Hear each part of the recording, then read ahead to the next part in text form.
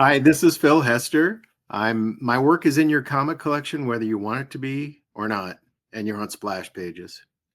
Hey, happy Tuesday, everybody. You are watching Splash Pages. My name is Leo. I'm the monkey behind the keyboard here. We have an amazing show scheduled for you as always. And with us right now, we're going to kick it over to Carrie. How's it going?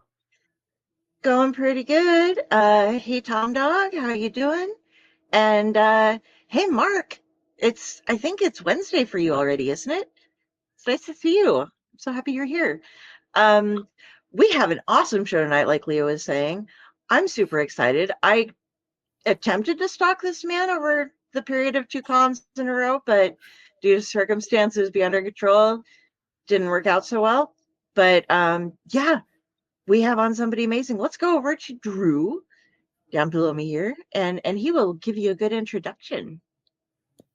Maybe if he's awake. Oh, I'm sorry. We're on. Sorry, my bad. Hey, everybody.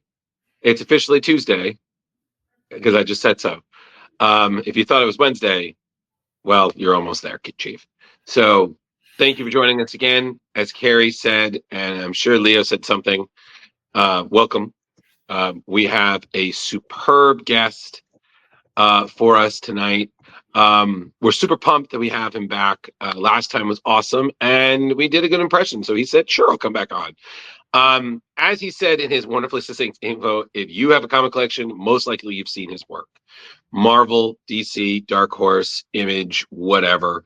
You've seen him on books for Invincible, Godzilla, Green Arrow, independent books like The Wretch, The Atheist, Gotham Year One, which we talked a bit about last time. G.I. Joe. G.I. Joe. Thank you, Leo. You don't hear me interrupting your intro, but thank you. But no, we have him back. We're super pumped. He hasn't got tired of us yet. Everybody, please join us. The one, the only, Mr. Phil Hester. Woo! Hey, everybody. Thanks for having me back. I'm not used to being on pods with production values and sponsors. Oh yeah. Well, we have to stand out because we could just soapbox it and just do it, but we're like, no, we'll put some money in, not a lot, but some. It's like at least $15 more. Yeah, you also have like a show sidekick in the squirrel. Yeah, it's one of the things it's one of those things that I didn't expect, but I'm like, no, it's become part of the show. Yeah, you got to roll with it. Oh yeah, no. And production value. Wait till you see the edited version. Like I pop you out, I put your name in the background. Oh, wow. Yeah. Leo's MVP, the real MVP. We're thinking at least 5 years we could afford some really quality 90s CGI. And you'll get better. You'll have better guests by then than me. Well, no. Whoa. Stop! Don't listen. We're only like 6 minutes in. Let's not put yourself down, okay? We haven't even talked about your work. Yeah, we'll just self-representation on the show. And so I was right. It's Wednesday. There you go. March from Australia. So Carrie, correct me if I'm wrong again, because our viewers don't know this, but at this point, you've seen Phil more than I have. So kind of, right? Well, so I don't think I've interacted as much, but I have seen you on the floor and been like hi, walking over there. Like passed in the night. Yeah. Mm-hmm. Yeah. Okay. But it doesn't hurt that he lives, like we were talking earlier, in the Midwest. You calculate distance by time. So we live about 5 hours from each other. So there's anything that's in this area. Yeah. Well, we definitely would have met in Grand Island because that's a small show. Yeah. But I had to cancel for a family emergency. Well, I hope everything's okay now. Yeah, things are going great. Good. Yeah, and it's funny because, like I said, we were talking about this beforehand. I mean, the last time we saw you, I think Gotham Year One that you did with the great Tom King was fantastic. Had just been out a couple of months, and we read it, and we just all three of us unanimously were like, "This is absolutely amazing." Like, is there season 2? And you're like, "Well, we'll see." Yeah. If Tom writes it, I'll draw it. Like, cool. And you've been busy since then. It's been like a year. So congrats for Yeah. maintaining consistency. Yeah. Well, I mean, it's my job, so I better, it's how I feed my family. There you go. You're quite Uh, good at it. So yeah, well, thank you. Uh, no, it's funny because the way fandom is, the way comics fandom is, like readers, it's so kind of balkanized. There are some people that read comics and they only read Image, and some Mm, people only read DC or only Marvel or only indie. And if you're not on that stage, they think you left, like there's mhm. Marvel fans that think I quit after Ant-Man, because I haven't really worked at Marvel since then. Right. So but from my perspective, I've been super busy. I've been doing stuff for Jonathan Hickman's Three Worlds, Three Moons project also. Wow. Um, oh, nice. and yeah, and a couple of secret projects that we talked about a little bit before we went live. Right, right, right. You That guys don't get to know. Yeah, No, yeah, no. yeah, We're you will special. someday. But they're big and exciting. They're big, exciting projects, and of course, like on the stands right now, I have this new GI Joe book called GI Joe Silent Missions Beachhead, which Mhm. is which is sort of a inspired by that first silent issue of GI Joe by Larry Hama and Steve Leialoha from 40 years ago. Jesus, Yeah, I 40 know. years. I mean, no, Yeah, no. I mean, it's again, crazy. and Larry, who's such a great guy. I mean, I've met Oh him. yeah. I went once or twice. He has such a great sense of humor. Oh, he's the best. Um, And yeah, he's seen it all, you yeah, know. absolutely. Like, And he can do it all in comics. So and like anytime you get a chance to talk to Larry, you take it, because oh yeah. you can just throw out a topic and he can riff forever on that topic. Uh, I think, and it's kind of similar to you. Like, I feel like you worked in the industry for so long that you can literally like throw out, like you could just throw a book from any point in your career, and you're like, oh yeah, this is great, thank you. yeah, This is it's not like oh, here we go, and all yeah, right, right. yes, thank you. It was great, Yeah. wonderful. Da da da da. No, Da, I'm next. still like that 12-year-old kid who feels like I was lucky to be able to buy comics. So Mhm. just like being associated, just being part of the comic book industry to me still feels like a big privilege. Like I don't think that's ever going to wear off. Even, every career you've got moments where you're like, oh, I got to go make the donuts, right? Right. But uh I don't ever lose sight of, like, I'm in a pretty privileged position to do this for a living. So Oh, I try to hang on to that. And this GI Joe book is another example of that. When I was reading that Larry Hama original silent issue 40 years ago when I was a teenager, the idea that I would also do that someday, it- like that was like a dream, and getting to do it was really inspiring. And I feel really good about the work because I got to write it and I got to mhm. draw it, and it's a silent issue. So the visual storytelling really had to carry the day, which is that's sort of my forte. Like I'm That not I'm not Mhm. Jim Lee, I'm not the flashiest drawer on earth, but I feel like my storytelling skills are pretty high, and this is a chance to sort of strut my stuff in that regard. You did great. that that was one of the things I was going to bring up when we were talking about the Wretch, is that you are so good at telling a story with little to no dialogue or word balloons of any sort going on. It's Yeah. Yeah, just amazing how much you can convey with your artwork. thanks. I mean, And for people that are not familiar with that character, and there are almost everybody is not familiar with that character. Um, he never speaks, or it never speaks, and you never learn anything about the wretch. The wretch is just sort of this kind of cipher, uh, this force that kind of drops into very weird stories and solves them in an even weirder way. And the wretch exists purely as a storytelling experiment. So it was great training for this.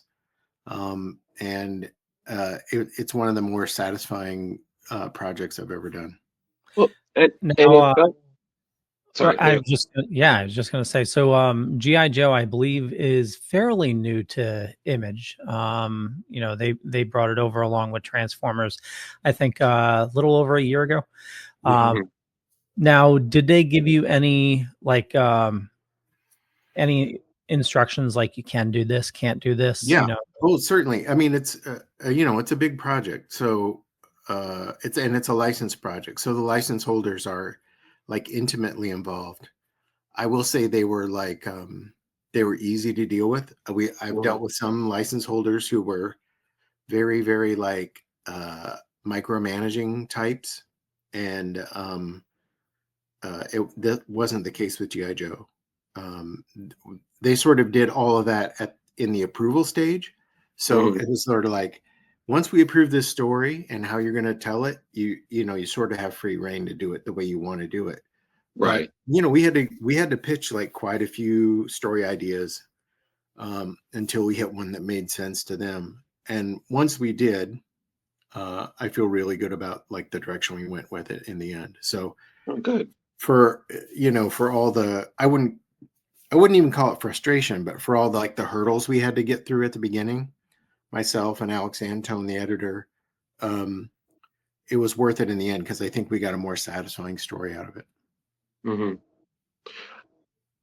I mean, speaking about the Wretch, I mean, it was like just reading it, and like you said, I'd never read it prior to previous interview, and I was like, wow, this is such a.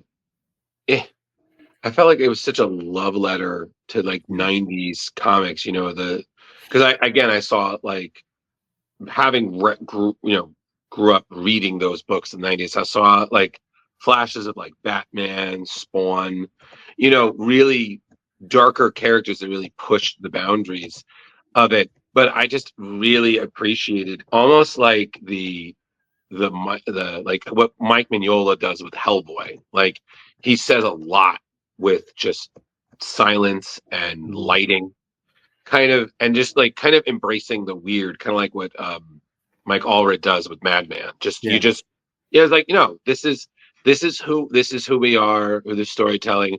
And I also like that you had like the occasional flashes of horror. Like I think there's the one where the girl has the son. Yeah. And I was reading it and I was like, why does this remind me of it was an anthology horror movie. I think it was Night Terror. Night Gallery. Thank you. Yeah. That's what inspired the story. I watched that Night Gallery, and it scared the crap out of me when I was a little kid. So that was living in my head too. Yeah. So, like, it's never, the Wretch is never far from any genre. Like it jumps from action to horror to science fiction to humor. Because like I said previously, it exists as a storytelling experiment. So whatever I felt like exploring as a storyteller was the genre that it would fall into. And because we stayed so flexible about like the Wretch's powers are never explained and never delineated, the origins never explained or delineated. Sometimes he's kind-hearted, sometimes he's capricious, all of that stuff's never nailed down. So the character's so malleable, we can stick it in anything. Right. And it was a really fun time in my life. I thought it was like kind of just like everything else in my career. Every time I thought I was doing like a little side gig that was kind of a diversion, best work I was doing. Oh yeah. And my that I thought was my job wasn't as satisfying as this side stuff I was doing. So this is another example of that. Yeah, I mean, I have another question. The Wailing Woman, is that based on La Llorona? Yeah, but we were first. Like we were out like so early. I mean, the reason it reminds you of a '90s comic is because it is a '90s comic. No, yeah. I mean, it came out like in the mid '90s. but yeah, I'd heard about. I was pulling. My kids had just been born, so I was pulling really. I was a house dad because my wife's a teacher, and so Right. like I'd watch the kids in the daytime, and then when they hit the sack, I'd start working. So I was listening to tons of just the fringiest AM radio you could hear at night, like the golden age of Art Bell, Right. coast to coast. And so like any little weird like urban legend or story that came up, like immediately went into my Wretch, memory banks. Right. And it became fodder for the Wretch.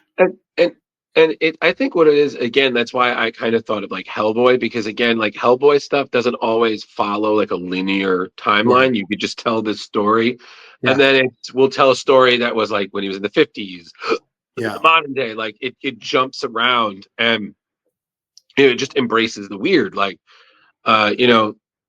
it's just like, no, this is just a story. Like sometimes you win, sometimes you don't. Sometimes there's not really a winner. It's just weird shit happened and you deal with it. But it was fantastic. And again, what you and your collaborators did, just with just Black and White, just really elevated it, because it definitely had that feel. And I remember thinking, like, as I'm reading it, I was like, man, can you just imagine the Wretch and Sam Keith the Max being like very good friends? Just Carrie, your face is just like, wow, that would have been great. We because the Max blew up on MTV, they actually did like kick the tires on the Wretch for a little while to be an MTV animated show. Nothing ever came of it, but yeah, it's definitely in that vein. Yeah, it was definitely it was a time when you could take a lot more chances in comics and still be guaranteed a certain amount of sales, like enough to keep a book like that like limping along as long as you wanted to do it. Right. You didn't have to make a paycheck from it. So, it's still great. And I think, and we were talking about this because we had on what was it, Cy Spurrier last week, and we were talking. Yeah, look, again, it counts as last week, Carrie. Right. But he was talking about, like, sometimes like that. Sometimes people look at kind of like you could play it safe, like with the big two, you could write a certain story, and because if you stick to certain things, it'll sell well, you'll make money, But then it's when you want to do something that's a little different, take a chance. It's a real gamble, because sometimes it could be a great story, but the sales aren't there and you don't find it. Or sometimes you get surprised and there is an audience and you get to do it. And I felt like you said, like this definitely felt into that. You took a chance and it worked, and you had these stories that are so unique that instead of getting lost in the shuffle of, oh, it's another Spider-Man, it's another Batman, okay, whatever, it's these stories that people discover, like, oh wow, this is great, I've never read something like this, the Wretch doesn't get lost in the history of comics. I would say the reason for that is it's sort of like it never sold really well. It never like made us a lot of money. But I feel like everybody who bought it was in comics. Like eventually, like everyone who bought that book turned out to be like an aspiring comics pro, like when they were kids or teenagers in college or whatever. So it's almost like, Big Star's first record. Like it was not a huge hit, but like musicians bought it like crazy. And I feel like we had that reputation with the Wretch. Like it was inspiring to a lot of like up and coming creators, which to me is really satisfying. Of course. And I know Drew brought up Mike Mignola a little bit ago, and Mark here is a huge fan of Mignola. And I know that you're a fan of Mignola, but when you were writing The Wretch, you said that you purposefully quit reading his stuff so that you wouldn't be too influenced by him. Are you still on a Mignola ban, or have you gotten Oh yeah, I'm deep not enough on a in your Mignola own? diet anymore. Okay. But at the time, like I sort of have that vibe about a lot of things. Like if I feel like if this is hewing, if I'm in the same territory as another project, I try to like maybe not dip my foot in that well. Mhm. And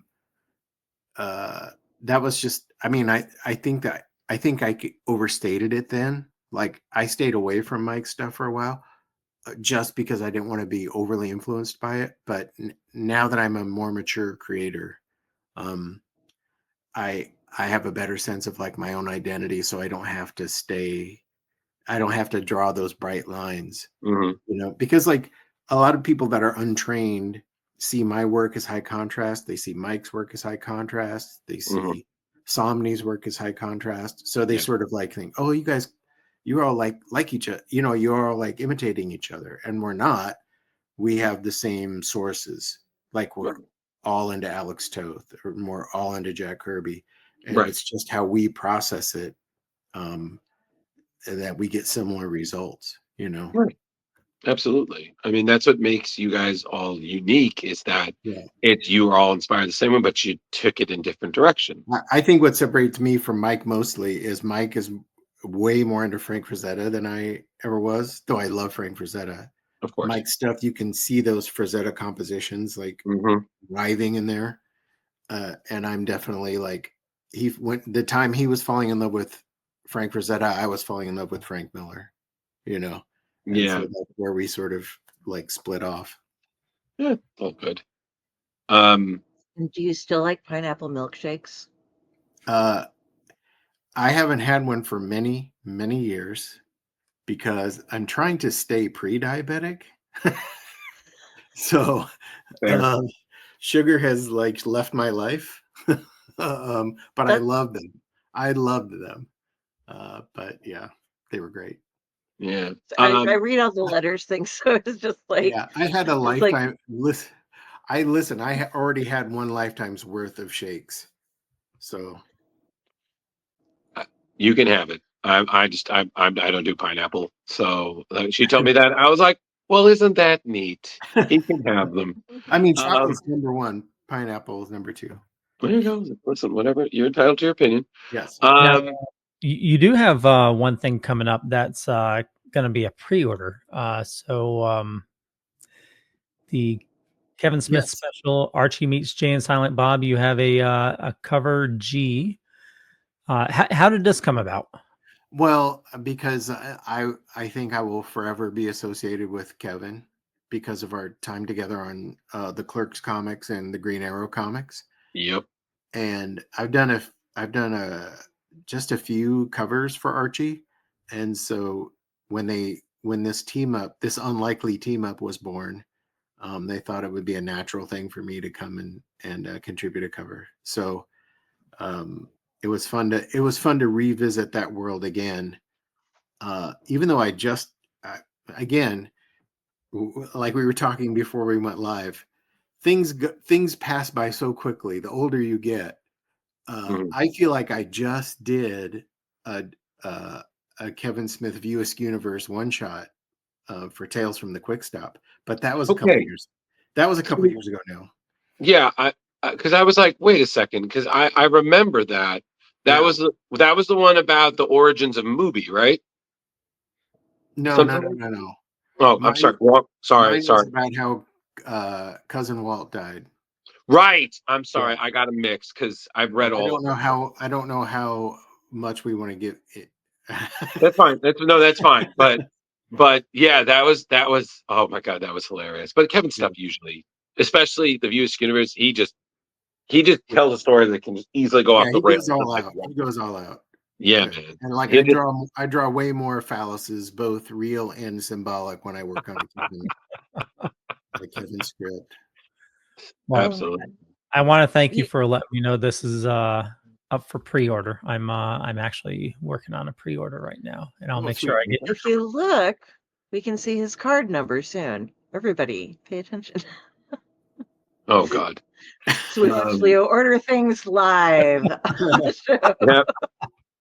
Yeah. Thank you. I must order it now.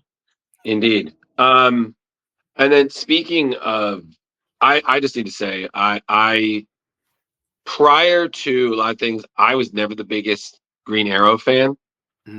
Just never really. Yeah. Again, with all due respect to the character, just never really jumped. And then I read your Quiver, you know, and I was like, wow, this is just fucking great. Like what you and Kevin did, like those first, just that arc alone, 12 issues with all the things. Like I swear, he just gave you just a plethora of things. Like, it was just like I think my favorite. I'm fairly certain Carrie probably would say this too. Was just I was like, you never think Oliver Queen and Etrigan would be in the same Yeah, that's page. part of that was I'm a little bit older than Kevin, Mm-hmm. and we both were like humongous fans of Matt Wagner's Demon Mm-hmm. miniseries, and then also the Demon's appearances in Swamp Thing. Right. So when we started this book, Kevin's like, "Who do you really, really, really want to draw?" And I was like, "I want to draw the Demon." He's like, "No problem, we'll get the Demon in this book." And like his thing was he really wanted Black Manta in the book. So like we kind of like I think issue 3 we have Black Manta in a Green Arrow book, like for no Mm-hmm. real reason other than we really Right. Right. thought it would be cool, and that was like the whole run was sort of that sort of fun romp, like where we just get to like sort of uh do what we've always wanted to do in the DCU. Mm-hmm. And we were both like very much I don't like newcomers to the DCU. Like Right. I'd always been like this kind of tweener as an artist. I would always been like too weird for mainstream, but also too mainstream for the sort of like the fanographic scene. Mm-hmm. So I was sort of like always in between, like that kind of a dark horse caliber guy. Right. And so this was like I'd done Virgo work, but this was like my first like DCU book. And Mm-hmm. so we were like bulls in a china shop. We just wanted to jump in and tackle everything we had not been allowed to do to date. And we had a blast. And it's very fun. And for every like you're doing like the thing that terrifies me the most was just making me look at my own work during an interview. Leo, But stop. no, that's okay. Oh no. Okay. But, Okay. Resume, Leo. And yeah. Oscar likes it. Right. But for all like the faults I see in it, I still see like all the exuberance and energy that was behind that run, and that's still intact even when I look at it today. Well, I think So the good. thing that I really liked about it is you touched on so much heavy stuff, and that you still had the humor. Yeah. Like you're returning a character who is dead, but you're making it count. You're touching on the relationships he had in the superhero community, much less his own life. And you're taking the again. When would outside of the Justice League would Etrigan and Oliver Queen ever meet, or him Right. fighting Black Manta? Like what? No. Right. I think for me, one of my favorite things. I think there was a fight that happened in the Iceberg Lounge that that Yeah. that ended up with Oliver Queen and his longtime beau getting down in a very well. Yeah. You didn't exactly see it, but we knew. I was Yeah. like, oh boy, oh boy. That his fight with Hawkman. Yes. Oh my god, that was so funny. Yeah, that was. I Um, mean, that's Kevin. I mean, that's Kevin being let loose. There's boy, and you just put up the most Kevin page of all time. you put Look at this one those here. beard balloons. Oh yeah. Yeah, Oh well, yeah. a lot of dialogue in this comic, Mm-hmm. and I think that's why that might be why we got the job, because we knew we could. They knew we were good enough storytellers to block to block the scenes so that they made sense even with these like kind of walls of text, um, and keep the timing of Kevin's dialogue intact. And Mm-hmm. even though Well, we weren't Jim Lee. right. Andy and I were not Jim Lee, but we knew Kevin's sensibilities as far as dialogue goes. So that's kind of why we hung in there. Well, and And also, there was an interesting time because Kevin was pretty much still just known as a filmmaker. I mean, he was obviously known as a comic fan. Like I always tell Mhm. people that Mallrats is still my favorite Stan Lee cameo of all time. Yeah. And it still kind of gets me sentimental, every time I watch it. Um, but it was a big gamble because again, a filmmaker transitioning in the comics. I mean, yeah, big name, sure, and whatnot. So you guys, again, for two people just kind of taking a chance, you guys nailed it. Yeah, and that's the thing about Kevin is there. I know you guys remember. Well, you probably some of you remember, some don't. But there were a lot of like celebrity tourists in comics that Mhm. kind of come through and like lend their name to a book, even though they don't Yep. actually work on it. And Yep. Kevin is definitely not a tourist. Kevin, like, he is a real nerd, and like all the stuff he was doing is stuff he'd been wanting to do for years and years and years, and it shows. Yeah. But I just need to say again, everything. The arc with Onomatopoeia is still one of my favorites. I mean, I have a special reverence because I've cosplayed as the character. And I still don't know where I put that goddamn mask. It's gonna pop up randomly one day, and I'm just gonna put it on. I'm like, Yeah, no, um, it was fun, and it's been fun to see Onomatopoeia have like a second life in bigger media. oh yeah.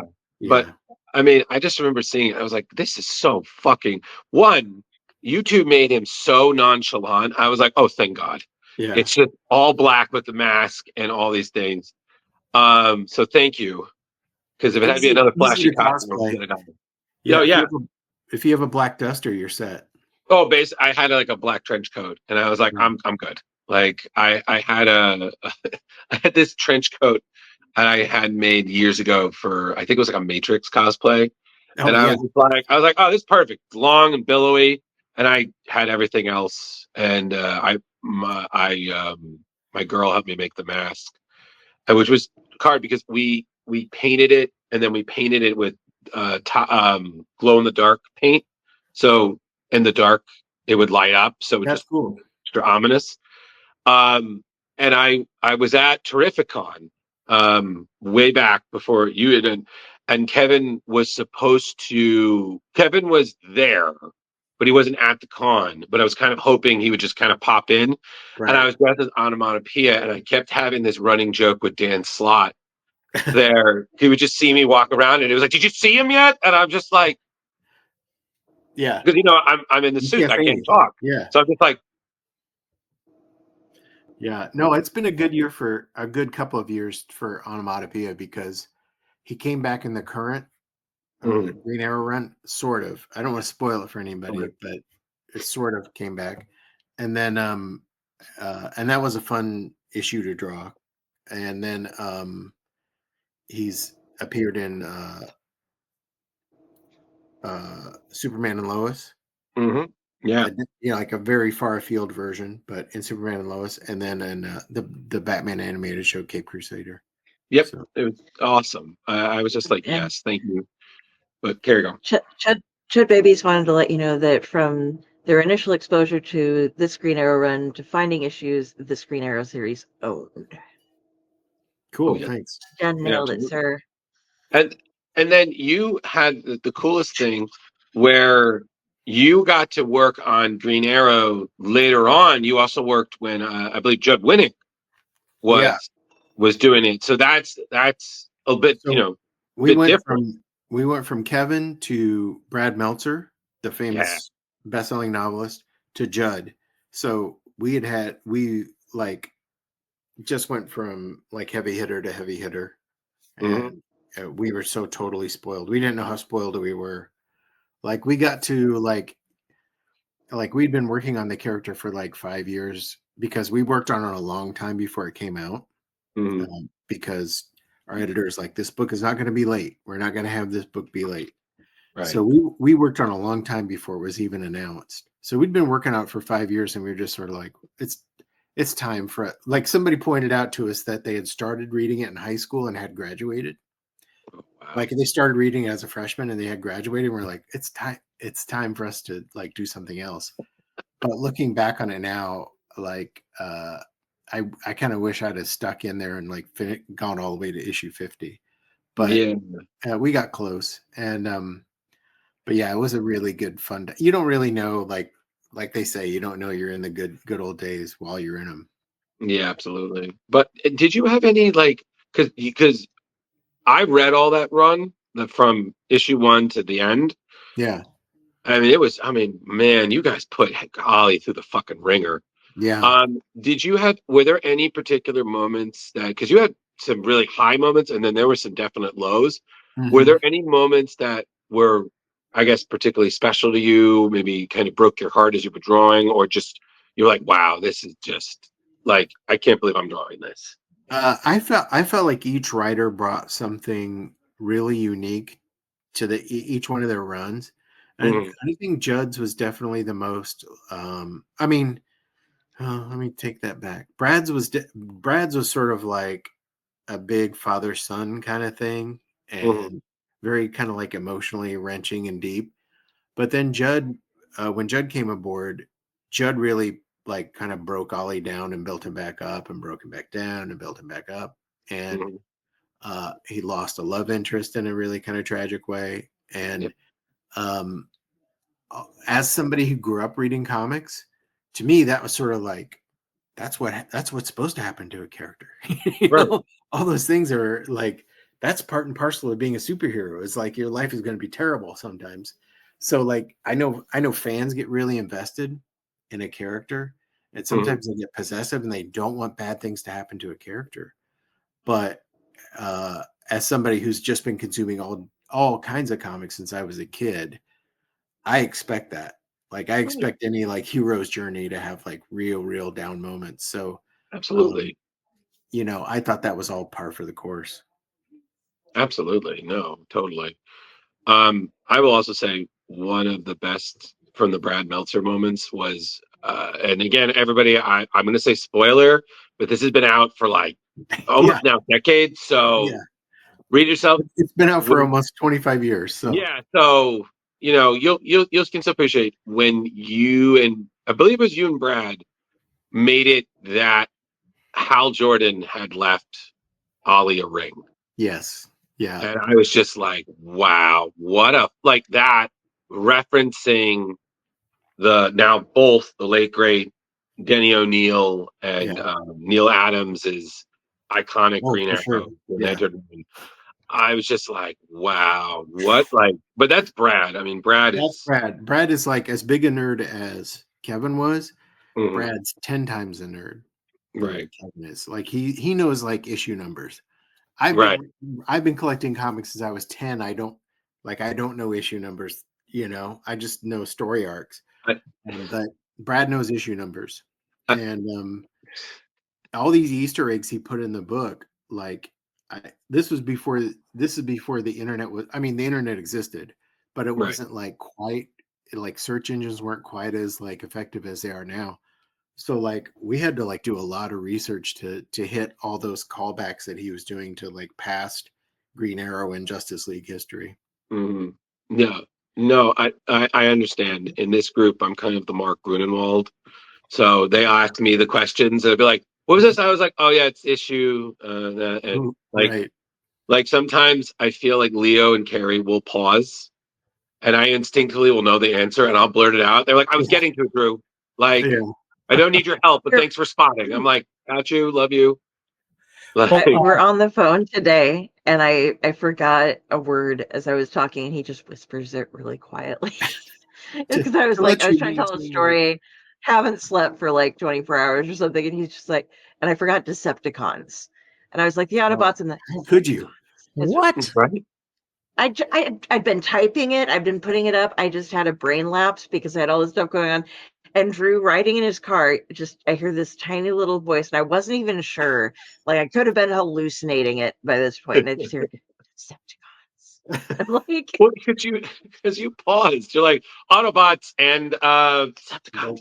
What do you Decepticons. call I it? had Yeah. it. It just doesn't even skip a beat. I mean, Yeah. I could see, if it was like Predacons or, aerial Leo, bots Leo, or come on. sorry. Let it go, I man. haven't slept for a long time, which is why I'm drinking whiskey. I mean, yeah. So I was going to ask because we just brought Etrigan up to show him there. So was Etrigan, and this is going to be one of those like, fortunately, you're one of the comic creators who like actually remembers when you did stuff, what you were thinking about, at least some of the Yeah. time. Sort of. Yeah. So the bus driver on the church bus, Yes. in the Wretch, was he based kind of off of Etrigan? Because that was the vibe I got when I saw. Yeah. I think they're He's not both. there very long. There's just like a Yeah. little. I think they're both my Well, here we go. default demon. Like Mhm. I bent Etrigan to look because like the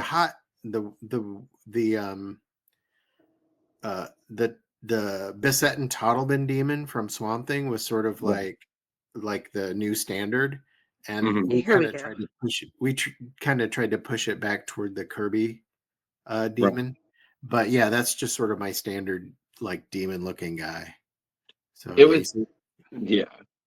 And also, I just need to say back in the Wretch, will never look at a thing of crayons the same because I'm just going to think, what demon is this? yeah, What, because I saw it, I was like, I'm done. I am never giving anyone a birthday card ever again. yeah. Or I just mean, if that it book is, was I'm going to so make sure it's not spelled out. like I was so busy at the time we were working on that book. Like I probably shouldn't have been adding an extra book to my workload, Hmm. but I needed this book that was just like a total release where I could do whatever I wanted. And the Wretch was definitely it. And it was like like I said, it was a great training ground for all sorts of different kinds of storytelling that I would do from thereafter, both as a writer and an artist. And yeah, Carrie, go.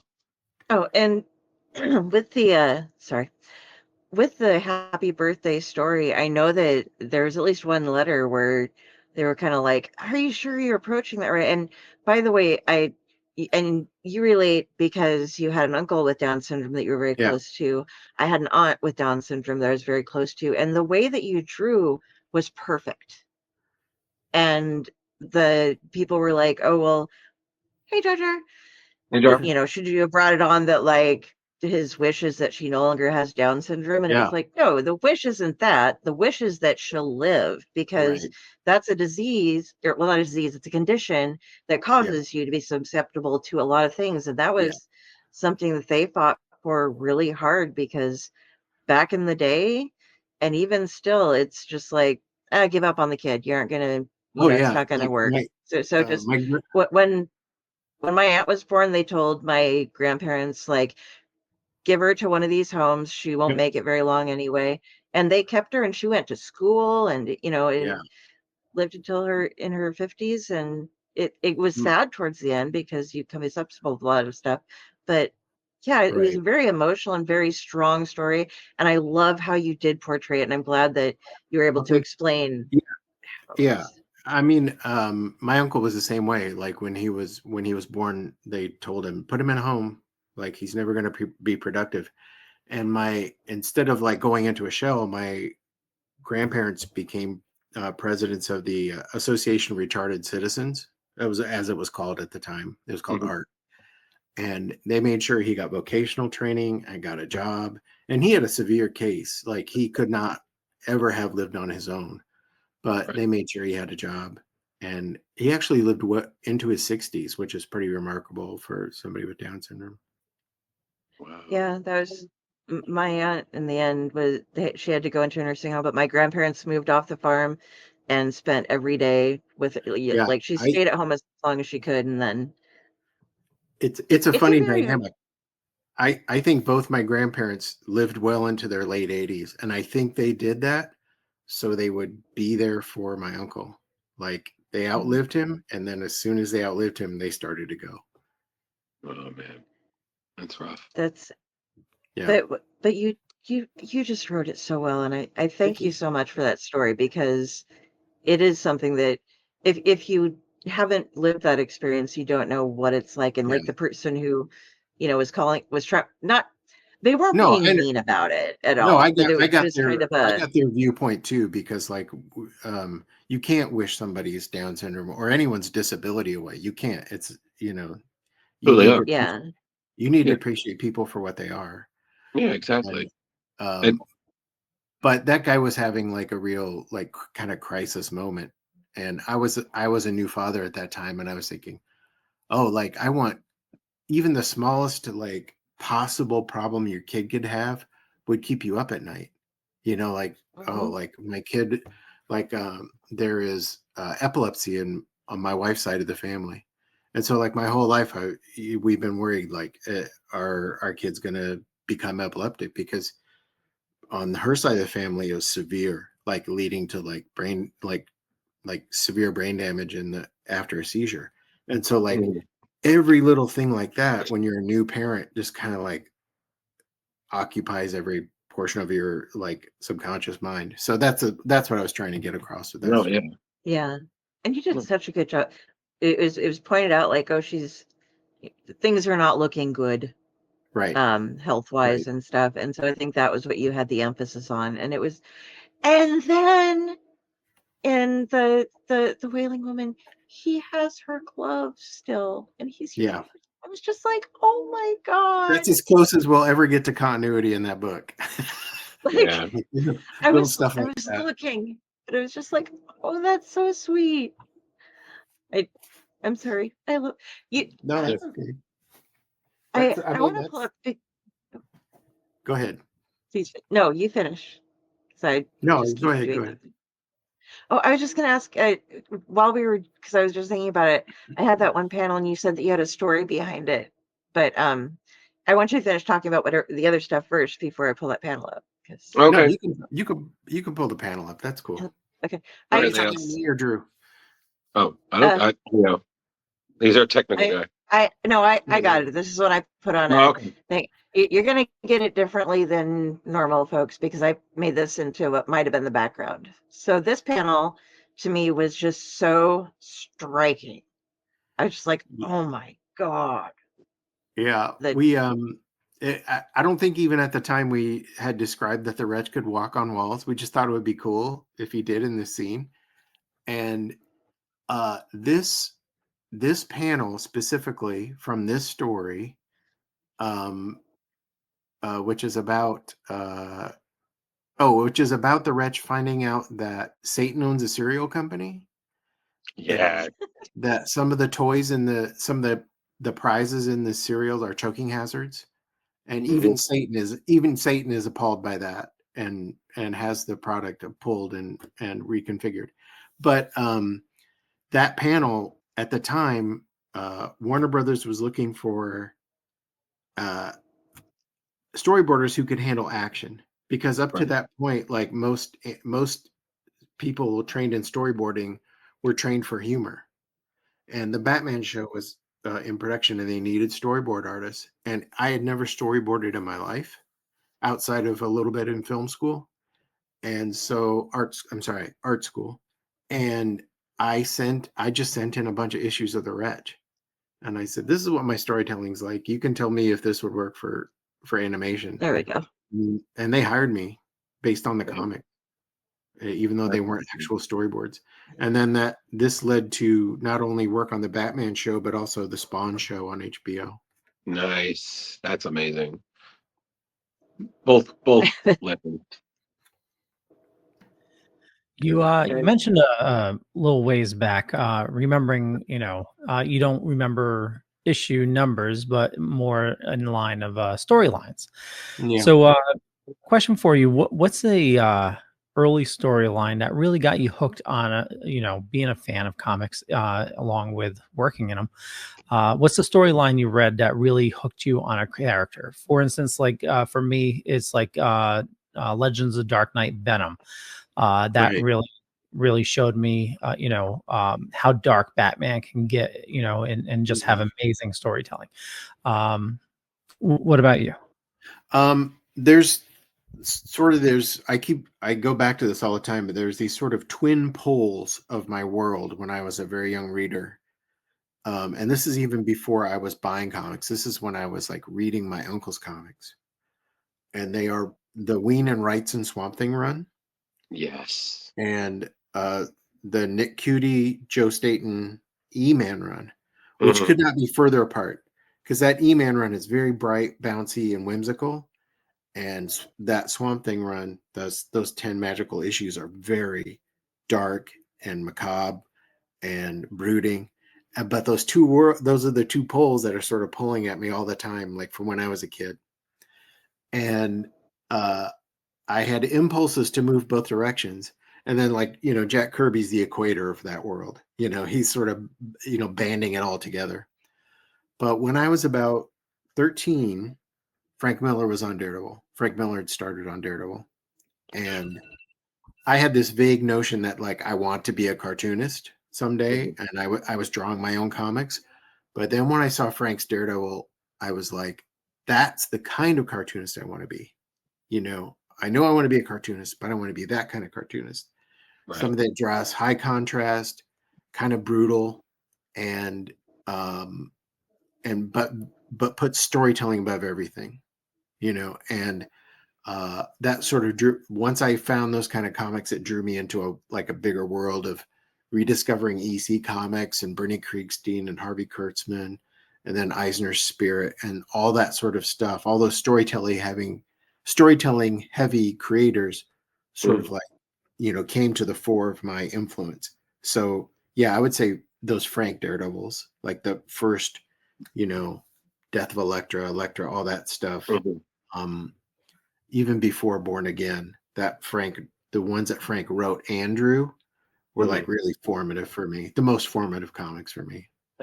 Did you ever get a chance to meet any of your these creators and just kind of like have that, like, I regrettably missed my chance to meet Bernie Wrightson.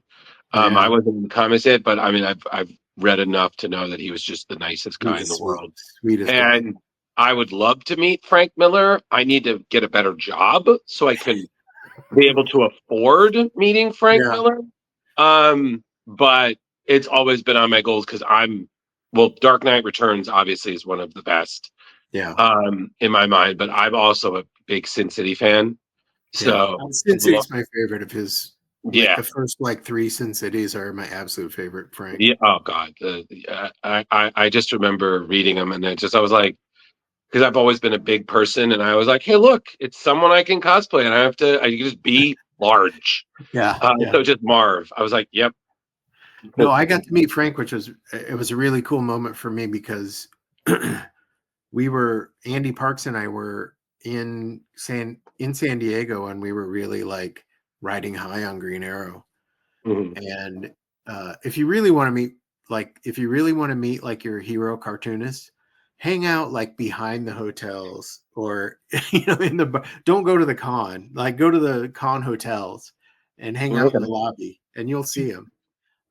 But we were hanging out behind the Marriott and Frank was just walking alone down the dock and my editor was like, Frank, and he called him over and he introduced us and he showed us some stuff from 300, which we thought was really cool. And then he was like, yeah, I know your guys' work. You're real cartoonists.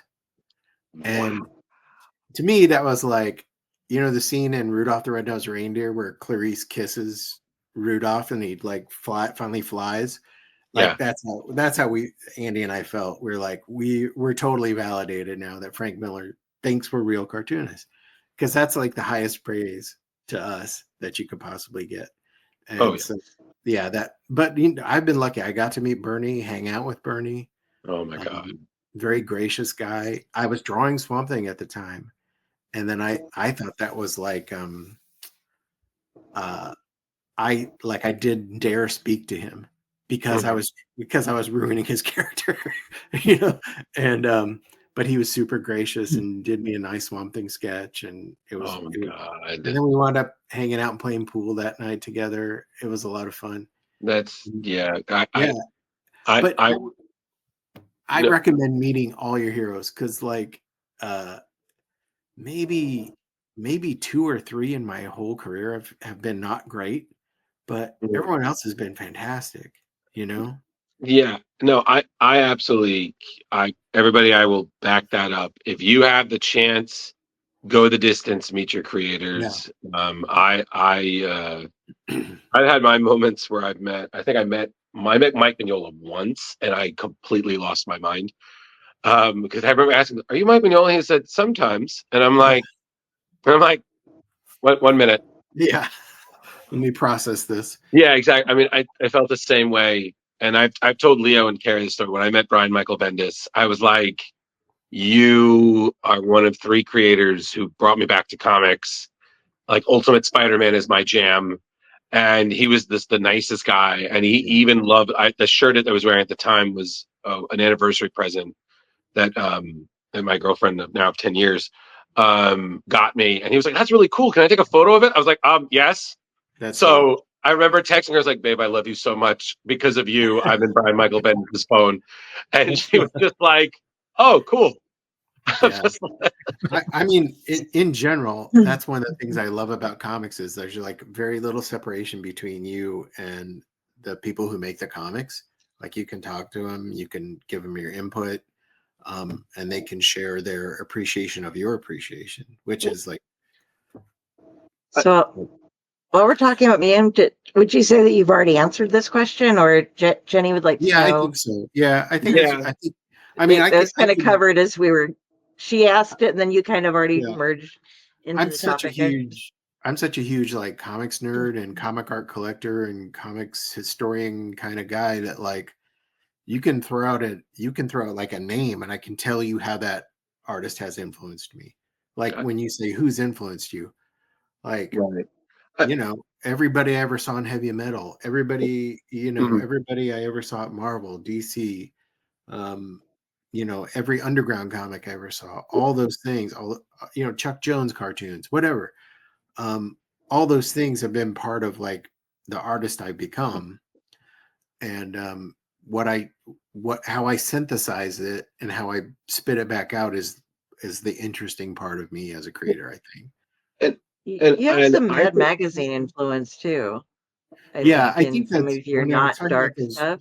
You when I was talking about those twin poles, it's sort of like, uh, there's this sort of intractable cartooniness to my work that cannot be pulled out of it. Like, there's always going to be like cartoony, like a kind of fluid bounciness to my work. But even when I'm trying to do bright stuff, there's always going to be this brights and sort of like shadowy darkness to my work at the same time. And it's very incongruous. And I don't know how to actually put them together in a way that satisfies me. But I think it satisfies some people, enough people that I can have a career, which I'm thankful for. and we actually had a question. Carrie, did you want to read it? Yeah, Mark would like to know, on that subject, what's a creator whose work you've recently been exposed to that you've been enjoying? Oh, I am like the world's biggest James Herron fan. I love the way James Herron draws, like, action. I can't get enough. Yeah, there's so many great creators now that, like, it's really hard to, like, nail them down. But like I said earlier, kind of in passing, I'm also an original art collector.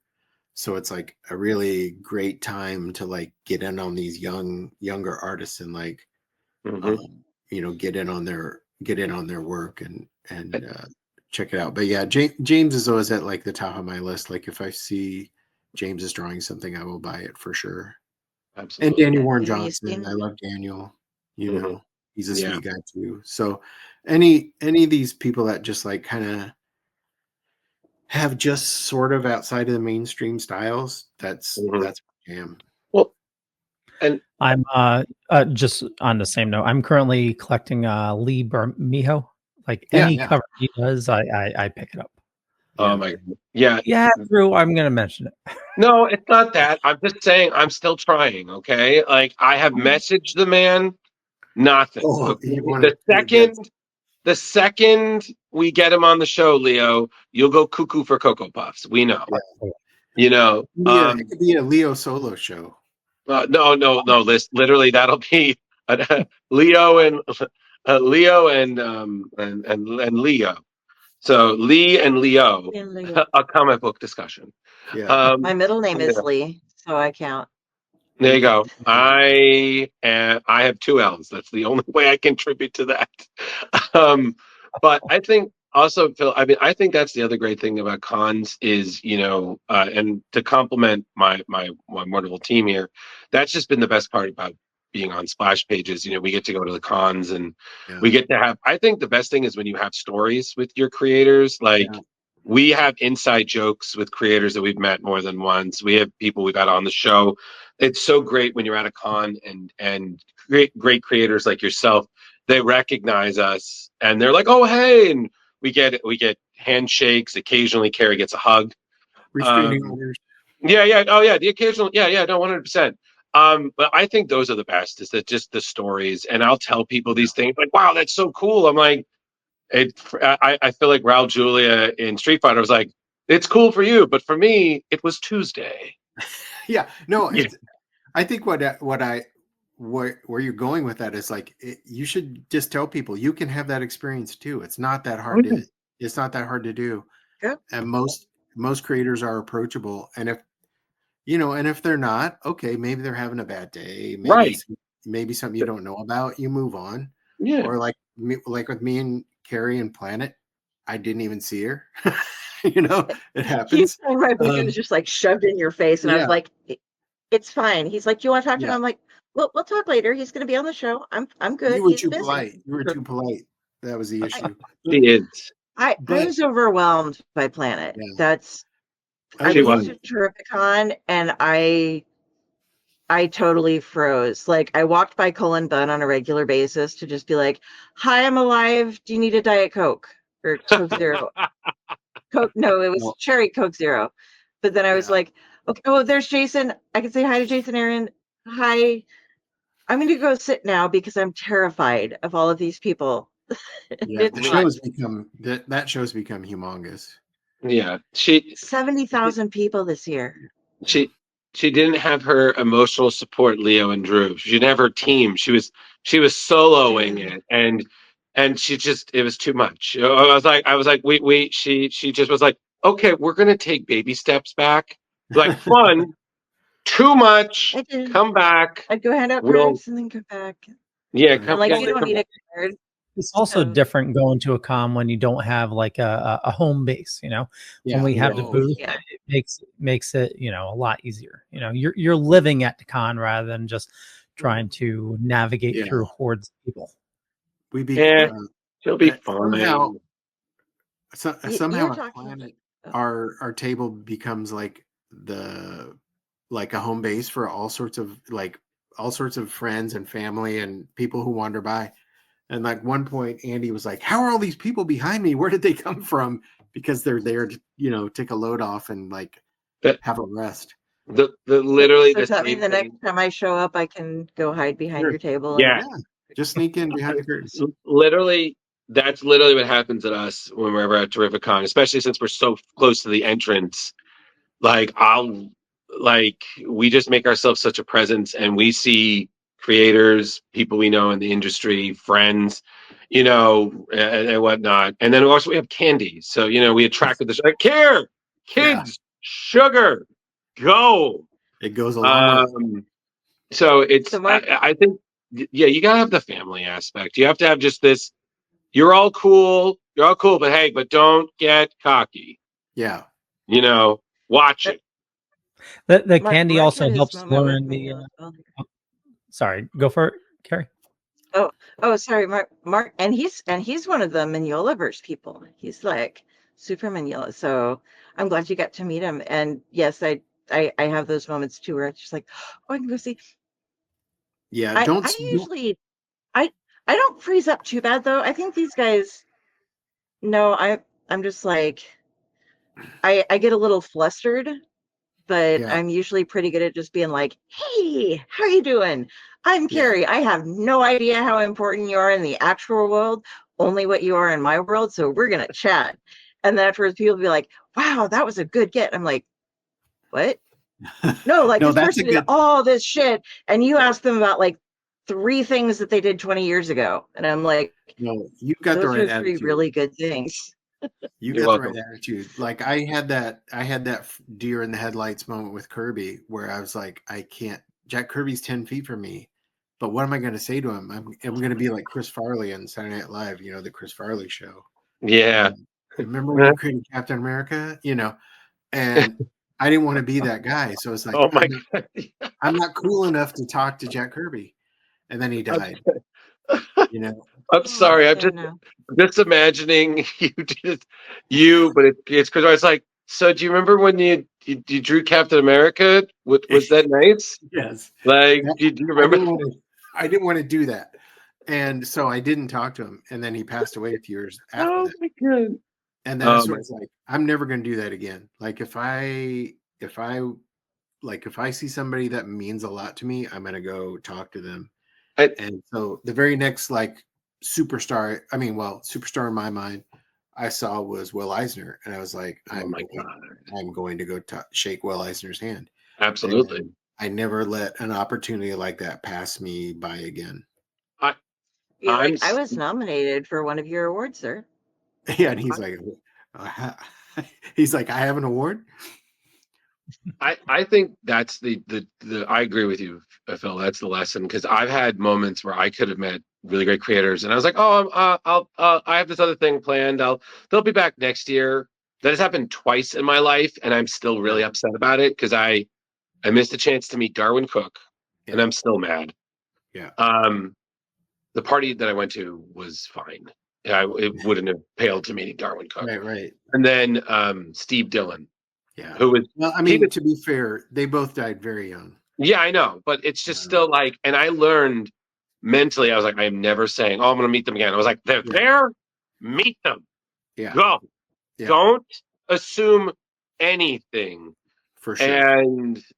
And so I'm still kicking myself because years ago I could have had like an original George Perez sketch for $40, and I was like, And now, George, who I did get to meet and was such a delight.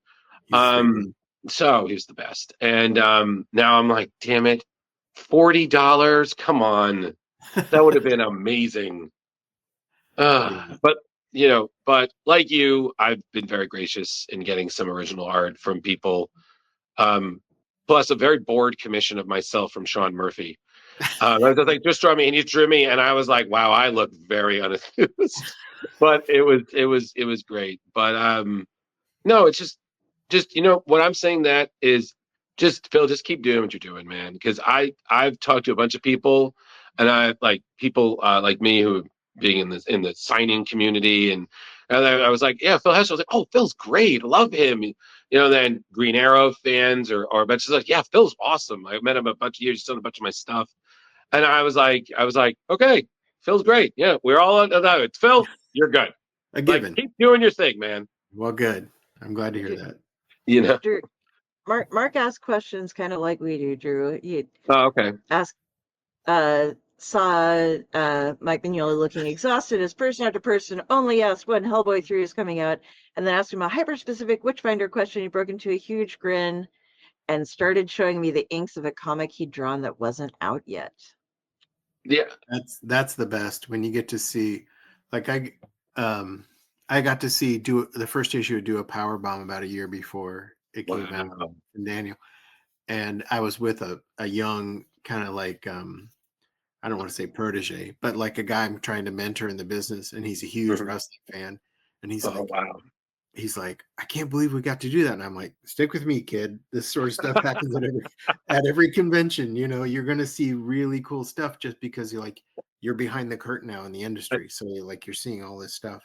And that is probably the coolest part about being in comics is you get to see all this stuff building, and you get to see kind of things sometimes even building in fits and starts and falling apart and then reassembling again and then finally happening. And it's like, it's even cooler than being surprised by something is to see it slowly work out. Like when you're fighting the button, by the way.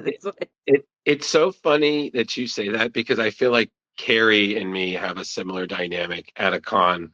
Like I'm like pointing at these people and she was just like, "Hey, I'm Carrie. I'm part of the show too. Just Yeah. Drew knows who you are. So if he likes you, then you should be cool." Like He I think gets that was so like the mad when we don't recognize the celebrities. And I'm like, I've never watched the show. You should have seen the show. Yeah. This guy's been in this and this and this. And I'm like, I Right. read. I I don't. don't watch things. And you Okay, scold okay. us. I don't You're like, scold. I'm better about it now. Yeah, in the past, yes. Now I'm just like, oh, they did this, this, and that, and you're like, oh, okay. Like good that's for great. Do you them. want to talk to them and see if we can get them on the show? No, he We doesn't would like scold. it. We'll But introduce you. he doesn't scold, but he does make fun of me about Tom Welling. Okay, Shame. 5 times. Okay, listen, Phil. We were near the entrance. The great Tom Welling, who Smallville, walked past not once, not twice, not thrice, but 5 times, my lord. And Leo is a huge Superman fan. Yeah. Like, someone would have saved him. And he just every time he was just like, oh, what is that? Oh, or just having a conversation. And me, Carrie, and one of our other associates on the network are just like, and I'm just I like, didn't that's know Tom him. Don't Welling. put me in that. No, Well, no, no, no, no. Carrie, by the 4th time, you knew who By he the was. end, yeah, I knew who he was, but not Yeah, because I knew who he was, because you kept no. being like, that guy, that guy. You're like, here's a handsome man. Well, and you said he was staring at our booth too. Yeah, exactly. It was Oh, a wow. perfect opportunity. You'd have been like, "Hi, you're great. Thank you so much for everything you do. Thank you so much." He would have been like, "Oh, cool, man. Yeah, thanks. Right on." Yeah. And you would have been Would like, you like a Jolly yeah. Rancher? We don't do Jolly Would you like Ranchers. Would you like a Tootsie Roll? And I can provide for you one of 3 or 4 different beverages. We are a hydration station. We believe in keeping you safe at the con Mark. Yeah, because, yeah. Mark. Oh my God, Mark Wade and his Diet Cokes. Phil, if you ever see Mark Wade at a Yeah. convention, and he I has tabled next to him, and we were like in a competition because I'm a Diet Sunkist. And so we were Okay. at a con that they're famous for catering to, they're famous for being super hospitality friendly. And so we had runners coming like every 5 minutes, Diet Coke, Diet Sunkist, Diet Coke, Diet Sunkist. Oh my The God. Sunkissed Orange. Yes. Oh yes. Yeah, but Okay. the, Well, And I got you covered then. Jeremy, we saw the side of his head too. Yes, oh yeah, you guys Keanu got a Reeves. picture of the side of his head because my mom, Yeah. I had the foot pass, and they said, like the day before or whatever, like if you show up at 8:30, you can start camping the line to be one of the first 100 people to get through the door at 11:30 to then get a wristband to go and see Keanu Reeves, and he's going to be there for 90 minutes and work 100 people through. He and who's the berserker? We had him on, didn't we? Ron Garney. Ron Garney, the booming voice, Ron Garney. And I was like, Mom, because my mother was Matt part of that equation too. No, well, yes, he's part of the team, but he wasn't. He wasn't there last year. He was just. It was Keanu and Ron. It just so happened that Keanu's band was playing that night in town, so it was last minute throw together. Well, I'm assuming, I don't know, unless Mitch just waited until the last minute. It had been planned, but it's just the genius of Mitch Halleck, and he's just a coordinator. Like that man, I've always said that. I was like, that man must be a chess master because he is like 7 moves ahead every time. He earns every ounce of credit that show gets, and every penny that show makes, he earns. Oh yeah. And we will tell him that when we have him on later this year. Oh, we'll awesome. tell him Phil Hester has tipped his metaphorical hat. It is a top 3 con experience for me in my life, that show. It is my first con experience, and now I go every year. So yeah, everything's downhill after that. Mm-hmm. Yeah, kind of. Well, it was like, Grand Island was I mean, it's right there. You Grand can't beat Island. that. It Yeah. was a lot better than most things that take place in Grand Island. Yeah. I was I like, mean, wow, there are cool don't people here. don't I bad got mouth. some. Grand Island What? has a sit down. Grand Island has a sit down Pizza Hut. I'm sorry. What? Okay. I'm sorry. I'm suddenly not that I wasn't paying attention, but now, like it's like an anime when the eyes just Yeah, what? they have a sit down Pizza Hut. Oh Oh, I boy. haven't seen one of those since the 90s. Yeah. Mm. I Mm, I mm, like mm. the truck stop. I can't remember what it's called, Oh but yeah, yeah. uh, Where the la- drink can draw at the truck stop, right? they have the whole thing at the truck stop. Mhm. Anyway, but yeah, but Kansas City was overwhelming. So obviously, I'm never gonna do C2E2 New York or San Diego because Oh come that's gonna on. no, like epilepsy Ye- and anxiety Yeah, with crowds like Yeah, that and concrete floors is not a good idea. yeah, but if you had if you had a team with you, you could manage it. If I had a team with me and a table to sit at, it would be different than randomly wandering around looking for somewhat safe. Like I had a con mom adopt me. Like she had a son who was cosplaying who was about my age, and she was giving him the like, okay, come over here, let's sit down, okay, do the yeah. thing, and the parents were sitting there, and I was kind of just looking abandoned. I looked at him like, can you con mom me for a moment? I don't have my team. And she's like, okay, honey, what are you here for? And I was telling her, and she's like, okay, everything's going to be all right. We have a lot of friends here. Look at all of these people here. They're all here to take care of you. Everyone here is a good person. We all care about you. We love you. You're going to make it through this. Everybody's here to have fun and enjoy themselves.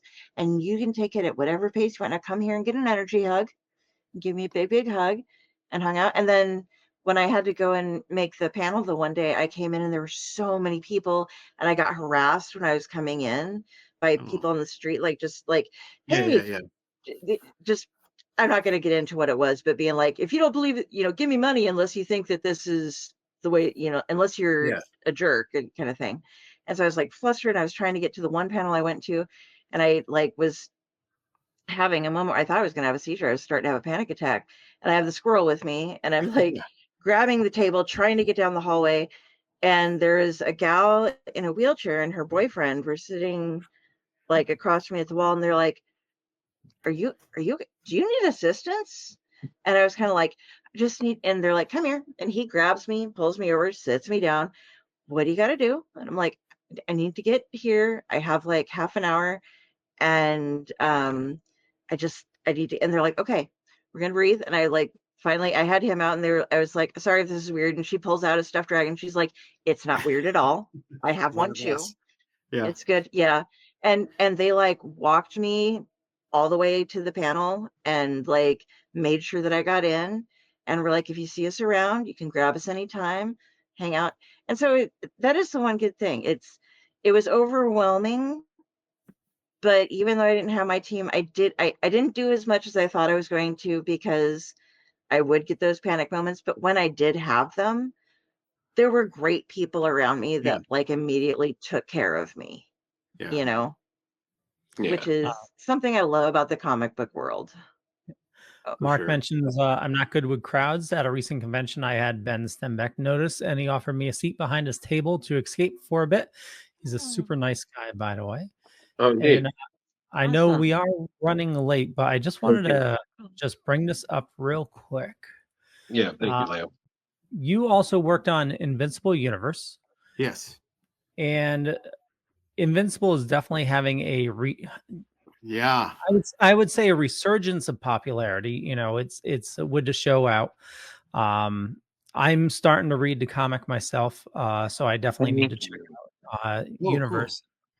I've watched the series probably like 8 times already. It's Wow. absolutely lovely. So I'm definitely getting into the comics. But how did this come about, Invincible Uh, Universe? And since you're going with the demons, did you work Damien Darkblood into the series? he was in it like very briefly, but it was. I mean, I've known Robert since like I'm old, right? So I've known Robert since he was a kid, like a baby creator, and like Invincible and a book I did called Fire Breather started at the same time. And so we were sort of like in this kind of inaugural class of like new superhero books at Image. And so we've been sort of following each other's career, and we worked together on Ant-Man at Marvel. And I think right before I was drawing and right before I came on to write Invincible Universe, when it was still called Guarding the Globe, I was writing, I think, Bionic Man for Dynamite. And Robert just called me. He's like, "What the hell are you doing?" I'm like, "What do you mean? I'm writing Bionic Man. Bionic Man's cool." He's like, "He's not cooler than Invincible Universe." Like, come work for me. And so I was like, "Oh yeah." So I got to come over there and play with these characters, because my favorite Kirkman character is Britt. I love Britt. Mhm. And so the chance to basically write a Brit book with other Invincible characters in it, like, really appealed to me. So it was a lot. And I love writing team books. And there are not a lot of chances to do that now outside of the big two. Mhm. So it was a rare chance for me to sort of like kind of like show my stuff, what I would do on a book like X-Men or Teen Titans or Avengers or something like that. Mhm. And Todd Knock is such a brilliant artist Yes, that he is. I could not wait to work with him. And we had a blast. Every second we worked on that book was so much fun. And it sold well. And it only came to an end because Invincible was coming to an end. And I'm not going to spoil it, but some of the characters in Invincible Universe became prominent characters in Invincible's final arc. So we had to wrap up our arc and Yep. let Invincible take them back.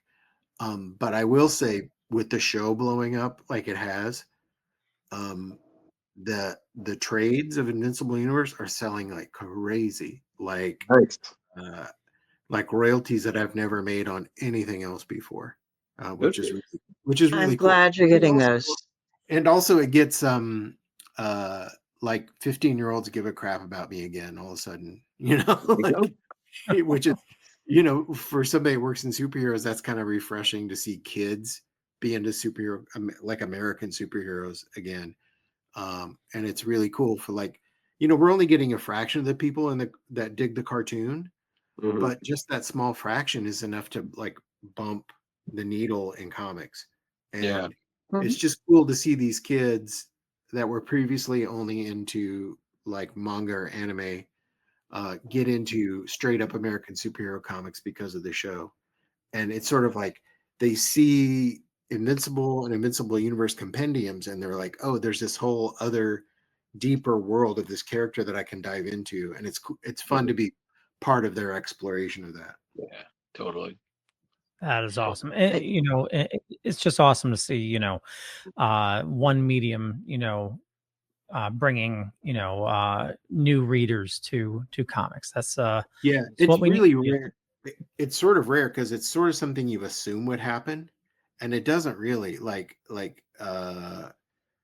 movies and TV shows don't necessarily like translate into increased comic book sales, but Mhm. Invincible is such a unique property, and the show is so faithful that they have kind of a natural symbiosis. So we are like getting shrapnel from the show coming back to read the books, which is really cool. There you go. Well, Phil, thank you again for joining us. We really do appreciate you taking the time, and Carrie Lee, I don't mean to speak for all of you, but really good luck on everything you're working on. I mean, Well, you thanks. talked to us a little bit about it before, and that all sounds really exciting, and we can't wait to cover that on the news. Yeah, I'll be happy to come back and talk to you about it another time. Oh, sure, absolutely. I'm going to start sending you some PMs because I have some questions that we couldn't fit in tonight. Sure, that's I'm fine. curious about. I got you, Carrie. Okay. But Leo, did you have anything else that you wanted to say before he signs off? Well, what are you dorking out about lately? Is there any new shows you're watching, or you're, Oh God, or I'm what are you doing to decompress?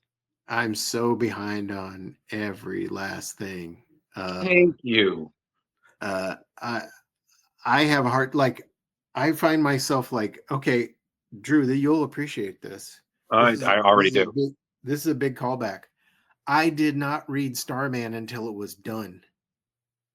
Like, it was on my pull list. I pulled Me every too. issue of it and did not read it till it was done. And that's the way your life goes when, number one, you get old and you get a family and you get a job, and like comics can't be your priority anymore. But also when you work in comics, so much of your time and life is eaten up by making them.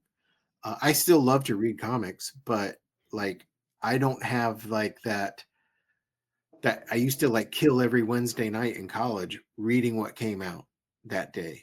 You know, I'd go back to my dorm or go back to my apartment and read all the new books. And like I cannot do that anymore. Like my to be read pile is like 6 long boxes. You know, it's huge. And so I'm like way behind. So I tend to like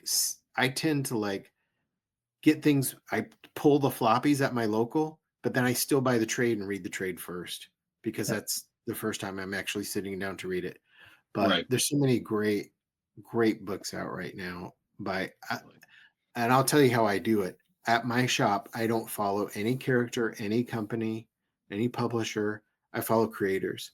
So my LCS owner knows I want every new James Herron comic. I want every new Bill Quesavale comic. I want every new Tom King comic. You know, and so I want every Nick Klein book. You know, so like that's how I shop. And I'm slowly trying to catch up on all these people that I think are doing amazing work. I think it's like the best time to be reading mainstream comics ever. Oh my God, yes. The aesthetics have opened up so much. Like we're in a world now where like when I was drawing Green Arrow, I was a huge outlier. Like my style was not the DC house style or anywhere near the DC house style. But now Riley Rossmo draws for DC, you know? Right. Daniel Warren Johnson draws for DC. And these are all like that would be huge outliers like 10, 20 years ago. So it's really cool to see like the doors just getting kicked down in terms of like the styles that are welcome in comics now. And I think we have like probably the resurgence of manga to help that, you know, like it's expanded everybody's aesthetic horizons a little bit.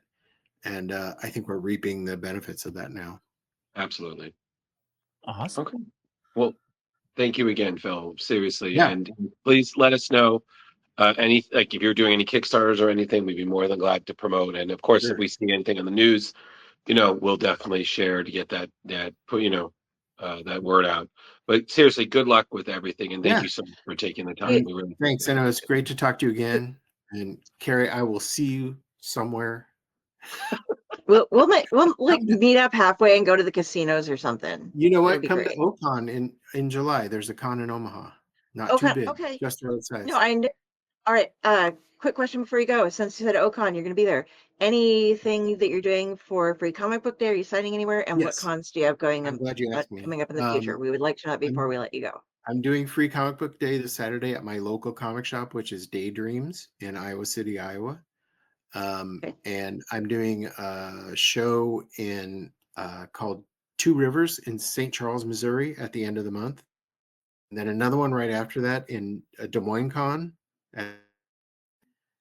And then another one right after, but that's too far out. I can't plan that far ahead. So I don't know. I'll have to look at my calendar.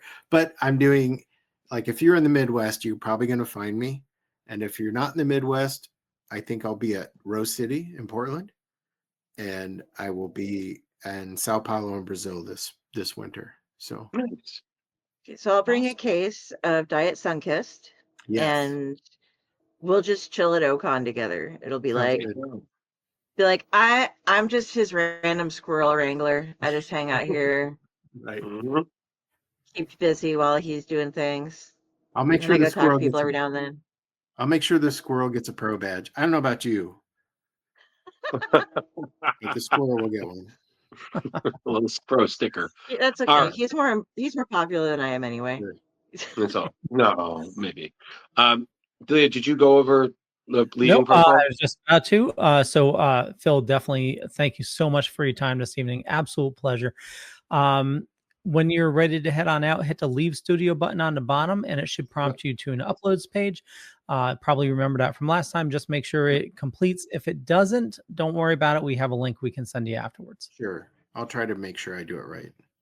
It's okay. Sounds good. I'm sure right. you will. Someday, very soon, I'll be too old to do that. Just FYI. Never. I'll be past the age limit where I'm expected to understand any level of technology.